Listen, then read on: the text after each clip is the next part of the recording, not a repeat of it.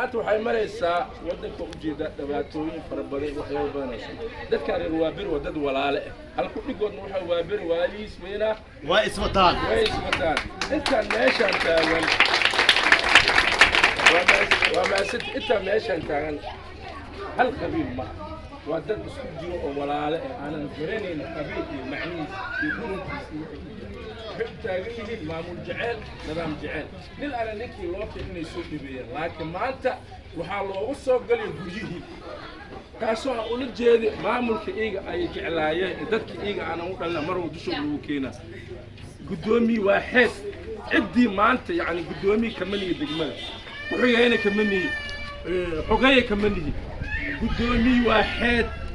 oo waaxda horseed ah ayaa maanta laga hunguriyeynaa bal nidaam xumadan iimaan daradan iyo waxaan meeshay ka socda maba naqaanaba madaale guddoomiye duq magaalo sharafa ku lahayd waa beri maanta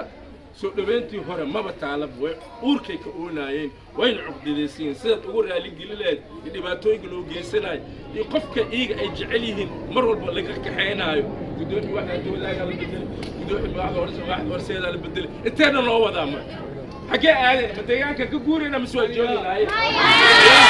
مديان كان كجورينا دولة جعلنا عشور تنبحنا نظام نظافة تنبحنا ما ممكن تغيير سنة تغيير دي علمه يرى هذا ما تروح نوصل برتين وأن آمني نقد الشيء وقال إنه هايان شغل إنه قبته عنكم فنعسي عيال الدنيا وركي أنت أسانك سوق جامنا فرينتان وحب خصوصا سوماليين وأنا خصوصا بالله التوفيق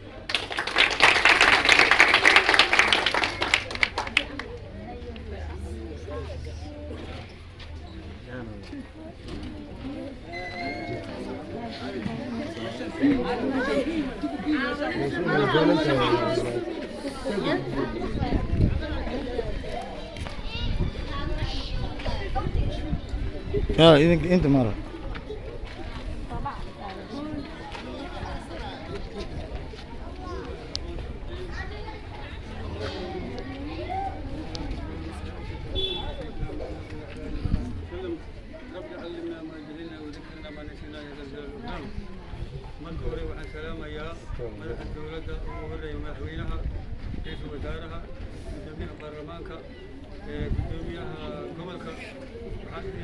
السلام عليكم ورحمة الله وبركاته.